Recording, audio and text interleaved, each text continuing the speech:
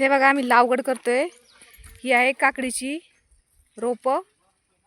ह्या बेडवर काकडी लावायची ज्याला नेट नाहीये। आणि हे बघा हे आहे कारल्याचं रोप। हे कारल्याचं रोप ह्या जाळीवर चढवायचे नंतर वेल आल्यावर हे ह्या हॉलमध्ये लावायचं। एकाडे एक अशी आहे पूर्ण शेती काकडीची आणि कारल्याची आहे। बघू शकता तुम्ही इतकं नियोजन पद्धतीने हे वावर शेत तयार केलेलं आहे। आम्ही आता लावगड करतोय। एक वावर झाले लावायचं, दुसरं वावर लावायचंय। आलोय आता इकडं। धरा जे ते आपलं पाता धरा। कुणी कारल्याचं घ्या, कुणी काकडीचं घ्या।